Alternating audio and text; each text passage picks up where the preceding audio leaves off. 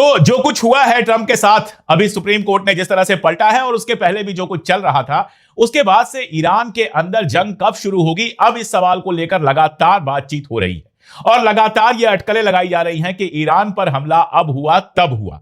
मैं देखिए अभी भी ये बिल्कुल कंफर्म नहीं मुझे लग रहा है, अगर मैं अपने दिमाग की बात करूं तो मुझे ये कंफर्म नहीं लग रहा है कि ईरान पर अटैक होना 100% श्योर है, लेकिन बहुत सारे एक्सपर्ट्स अपने अपने तरीके से डेट्स दे रहे हैं। बहुत लोगों का तो ये कहना है कि इसी वीकेंड में यानी शनिवार की दोपहर हिंदुस्तान से मैं आपसे बात कर रहा हूं और शनिवार की रात को अमेरिका हमला कर सकता है या संडे को हमला कर सकता है या अगले हफ्ते हमला कर सकता है। लगातार इस तरह की बातें हो रही हैं और इस तरह की बातों को ताकत देने के लिए, इस तरह की बातों को मजबूत करने के लिए भी हमारे पास काफी वजह हैं। एक खबर आई और आज की खबर है यह कि अमेरिका लगातार इवैक्यूएट कर रहा है अल उदैद और बाकी उसके जो बेस हैं, अमेरिकन बेसेज हैं जहां 40 से 50 हजार अमेरिकन सैनिक रहते हैं, उनको लगातार इवैक्यूएट कर रहा है। इवैक्यूएट का मतलब क्या होता है कि वहां जो सैनिक बेस्ड हैं, उनकी फैमिलीज भी होती हैं, सैनिक भी होते हैं, उनको वहां से हटा रहा है।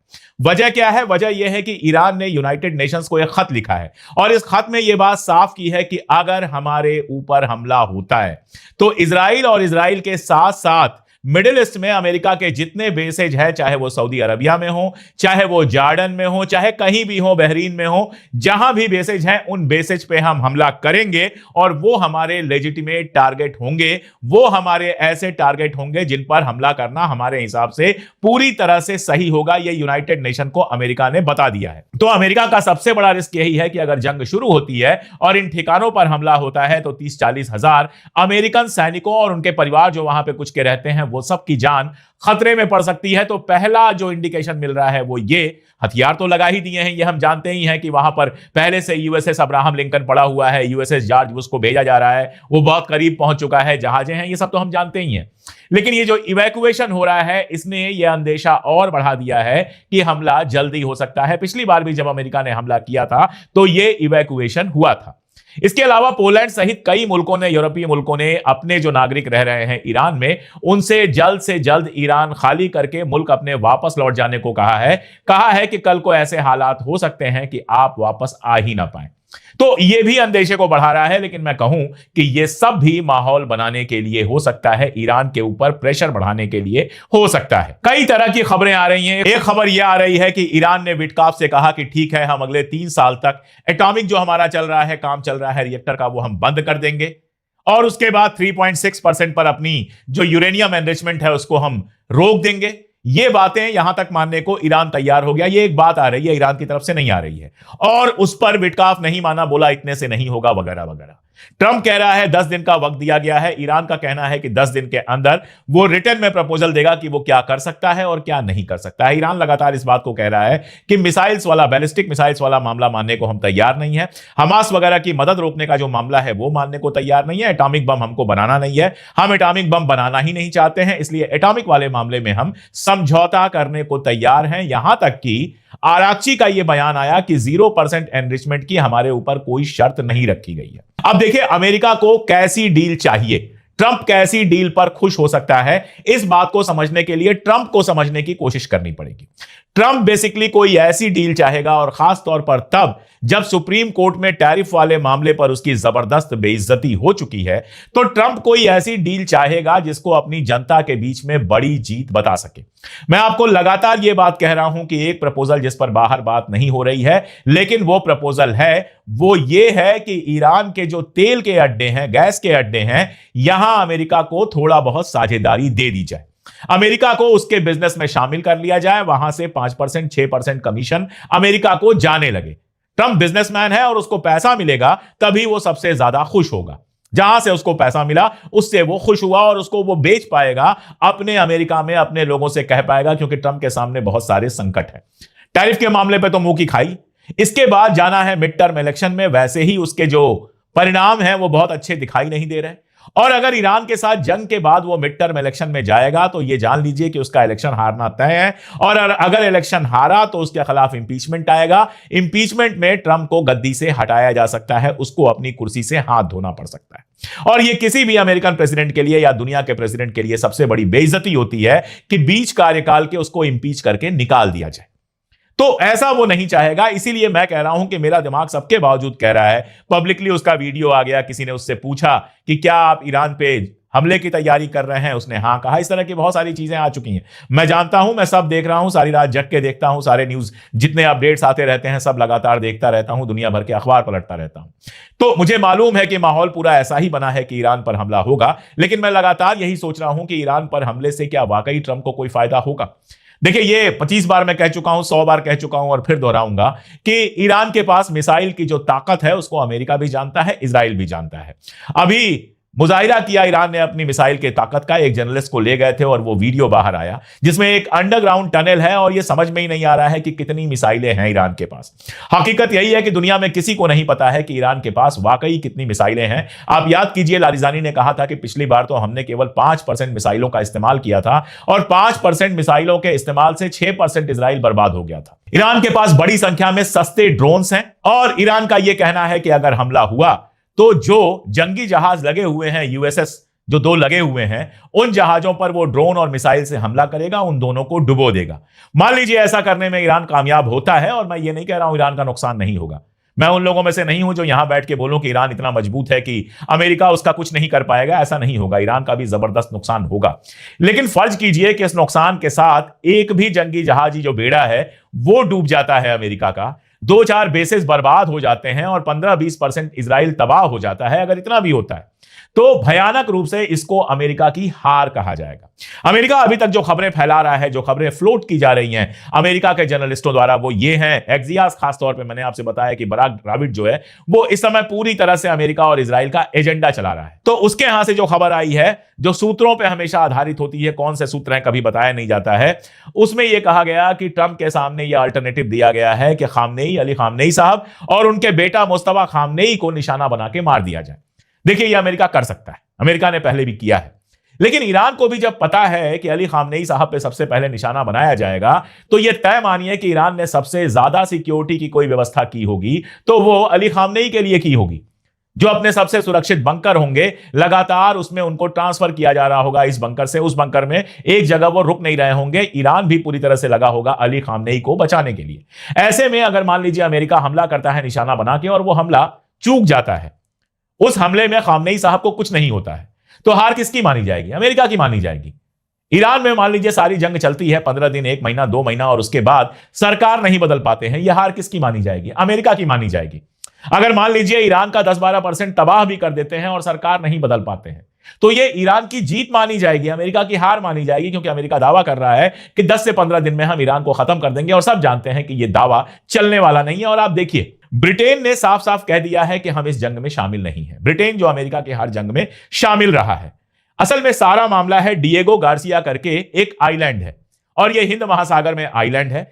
इस आइलैंड पर चाहता था अमेरिका कि वो अपनी आर्मी को उतारे और यहां से हमला करे ईरान के ऊपर, यहां पर बेस बनाए। अब ब्रिटेन ने साफ साफ मना कर दिया कि हम डिएगो गार्सिया आपको इस्तेमाल नहीं करने देंगे। इसका मतलब क्या है? इसका मतलब यह है कि ब्रिटेन भी अभी बहुत बड़ा रिस्क ईरान के चक्कर में लेने वाला नहीं है।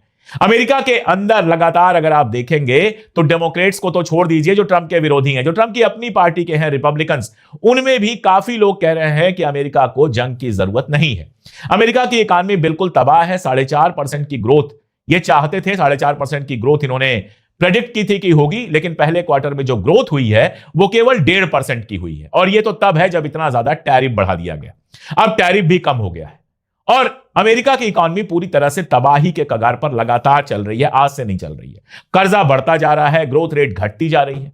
ऐसे में ईरान की जंग में बिलियंस ऑफ डॉलर खर्च होंगे और उसके हिसाब से कोई बड़ी सफलता नहीं मिली तो यह अमेरिका के लिए खतरनाक होगा। इसलिए अमेरिका की ज्यादातर जो आबादी है वो नहीं चाहती कि जंग हो।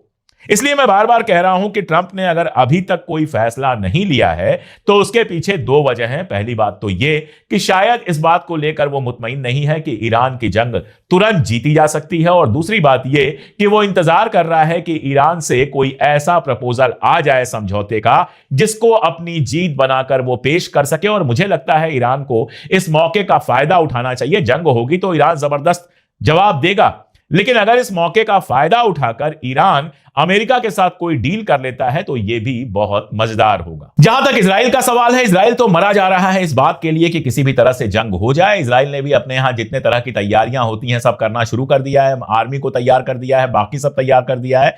उसको लग रहा है कि बस जंग हो ही जाएगी, और उसको लग रहा है तो यूं ही नहीं लग रहा होगा, उसको इशारा भी किया होगा। असल खेल जो देखना है वो मिडिल ईस्ट की कंट्रीज का देखना है, अरब नेशंस का देखना है, और उस खेल को दिखाने से पहले, उस खेल को देखने से पहले ये जानना जरूरी होगा कि इजराइल उनके बारे में क्या सोचता है। आपने हक्काबी का नाम सुना हुआ है। हक्काबी यहूदी हैं और अमेरिका के राजदूत हैं इजराइल में, लेकिन कई बार लगता है कि इजराइल के स्पोक्स पर्सन हैं। अमेरिका से ज्यादा मोहब्बत उनको इजराइल से है। टकर कार्लसन बहुत फेमस जर्नलिस्ट हैं, यूट्यूबर हैं, दुनिया भर में जाते रहते हैं, शानदार इंटरव्यूज करते रहते हैं। पुतिन का इंटरव्यू किया है और भी जाने किसका किसका इंटरव्यू किया है। वो गए हुए थे इजराइल, और इजराइल में उन्होंने माइक हक्काबी का इंटरव्यू किया। हक्काबी से जब टकर कार्लसन ने पूछा कि आखिर इजराइल किस हक से यहां पर है, तो वही जवाब दिया गया कि भगवान ने कहा था, गॉड ने कहा था कि यह इलाका तुम्हारा होगा। तो हक्काबी ने कहा कि अगर उस किताब को सही मान लें तब तो नील नदी से लेकर यूफ्रेटस तक पूरा इलाका इजराइल को दिया गया था। तो हक्काबी ने कहा कि हां, अगर इस पूरे इलाके पर भी इजराइल कब्जा कर ले तो हमें कोई दिक्कत नहीं है, आपके सामने मैंने वो नक्शा रख दिया है। अगर इस पूरे इलाके पर अमेरिका की मदद से इजराइल कब्जा कर ले तो भी हक्काबी को कोई दिक्कत नहीं है। इसमें 6 अरब मुल्क आते हैं, आप देख लीजिए। इसमें जॉर्डन भी है, इसमें इजिप्ट भी है, इसमें सऊदी अरबिया भी है, लेबनान भी है, सीरिया भी है। 6 मुल्क हैं जो आते हैं, जिसके बारे में हक्काबी कह रहा है कि अगर इन सब पे कब्जा कर ले इजराइल तो भी हमें कोई दिक्कत नहीं है। इसका मतलब क्या है? इजराइल की भूख ईरान को हराकर खत्म नहीं होगी। इजराइल की भूख फलस्तीन पर कब्जा करके पूरी नहीं होगी। इजराइल की भूख तब पूरी होगी जब लगभग 70% मिडिल ईस्ट पर वो कब्जा कर ले, जिसमें सऊदी अरबिया का भी इलाका है, मिस्र का भी इलाका है, इजिप्ट का भी इलाका है, जॉर्डन है, लेबनान को पूरा पूरा खा जाना है, सीरिया को तकरीबन पूरा खा जाना है। इन सारे मुल्कों पर कब्जा करने के बाद शायद इजराइल की भूख मिटे, या फिर बचा कुचा जो मिडिल ईस्ट है वो भी इजराइल कब्जा करना चाहे। यह बात मिडिल ईस्ट को समझनी चाहिए। उसके लिए इजिप्ट बहुत बड़ा खतरा है क्योंकि इजिप्ट की सेना मजबूत है। उसके लिए टर्की बहुत बड़ा खतरा है क्योंकि टर्की की सेना मजबूत हो रही है। उसके लिए सऊदी अरबिया भी बहुत बुरा है क्योंकि गाहे बगाहे वो फलस्तीन के सवाल उठाता रहता है। उसके लिए कौन अच्छा है? उसके लिए सिर्फ यूएई अच्छा है, जिसके बारे में कुछ दिन पहले नेतन्याहू ने कहा था कि मैं यूएई से बहुत खुश हूं क्योंकि जो कुछ हमने कहा वो सब यूएई ने किया, कई बार उससे ज्यादा किया। तो यूएई के अलावा पूरा मिडिल ईस्ट जो है फिलहाल उसके लिए बुरा है, और कल को जब बाकी सब पर कब्जा हो जाएगा तो वो यूएई को भी नहीं छोड़ेगा। इस बात को आप नोट कर लीजिएगा। अब जो बात यहां बैठे बैठे मुझे पता है, या आपको पता है, या दुनिया भर के एक्सपर्ट्स को पता है, क्या वो मिडिल ईस्ट के लीडर्स को नहीं पता है? क्या सऊदी अरबिया के लीडर नहीं जानते कि इजराइल की निगाह उनकी जमीन पर भी है? क्या सीरिया के लीडर नहीं जानते? क्या जॉर्डन के लीडर नहीं जानते? क्या इजिप्ट के लीडर नहीं जानते? सब जानते हैं। बस अपनी अय्याशी के चक्कर में अमेरिका के हाथों अपनी रीढ़ की हड्डी जिस तरह से रख चुके हैं, कुछ बोलने की हिम्मत नहीं जुटा पाते। यही वजह है कि अगर ईरान कमजोर होता है इस जंग में, अगर ईरान हारता है इस जंग में, तो अगला number in middle east countries में से किसी कंट्री का होगा, और तब कोई नहीं होगा जो इनके हक में बात कर सके, कोई नहीं होगा जो इजराइल को इन पर कब्जा करने से रोक सके। अमेरिका किसी भी हाल में फाइनली इजराइल के साथ ही खड़ा होगा। तो ये मिडिल ईस्ट कंट्रीज इस जंग को रुकवाने के लिए क्या कुछ कर रहे हैं, ये भी बहुत इंपॉर्टेंट है, क्योंकि मेरी अपनी समझ है कि फुल फ्लेज वार तो कतई ये नहीं चाहेंगे। छोटी मोटी झड़प शायद ये चाहें कि छोटी मोटी झड़प हो जाए ताकि ईरान थोड़ा सा कमजोर हो जाए, लेकिन ईरान कई बार क्लियर कर चुका है कि छोटी बड़ी झड़प नहीं होगी, जब जंग होगी तो पूरी जंग होगी। उधर बोर्ड ऑफ पीस की मीटिंग हुई अमेरिका में। मैं तो उसको बोर्ड ऑफ थीव्स कहता हूं, लुटेरों का बोर्ड, जो फलस्तीन को लूटने के लिए बनाया गया है। बाकी सब तो जो इसमें हुआ वो हुआ, ट्रंप बात सुनते सुनते सो गया। लेकिन इस बोर्ड ऑफ पीस की मीटिंग में न्यूक्लियर वेपन रखने वाले इकलौते मुस्लिम मुल्क पाकिस्तान के राष्ट्रपति शहबाज शरीफ का जो बर्ताव था वो देखकर किसी को भी शर्म आनी चाहिए। मैं तो साउथ एशिया का हूं, इतने पर ही मुझे शर्म आ रही है। अगर आप अरब हैं या पाकिस्तानी हैं तो वाकई आपको शर्म आनी चाहिए। जब ट्रंप सामने खड़ा था तुरंत उन्होंने सलाम कर दिया। एक बार मीटिंग में ट्रंप ने बोलते बोलते उनका नाम लिया तो तुरंत ऐसे खड़े हो गए जैसे ट्रंप के गुलाम हो। और जिस ट्रंप ने यह दावा किया कल रात को कि सीरिया पर अल जुलानी का कब्जा मैंने करवाया है, जो ट्रंप गजा के अंदर क्या क्या हुआ उन सब में शामिल है, उस ट्रंप के बारे में खड़े होकर कहते हैं कि वो तो अमन का पैगंबर है। ये शहबाज शरीफ है, और इन शहबाज शरीफ के ऊपर अगर गजा के लोग या कोई और भरोसा कर रहा है कि इजराइल के खिलाफ या अमेरिका के खिलाफ ये बोलेंगे या कभी कोई मदद करेंगे, तो फिर इन वीडियोस को देखने के बाद उसके समझ में आ जाना चाहिए कि शहबाज शरीफ गद्दी पर क्यों है।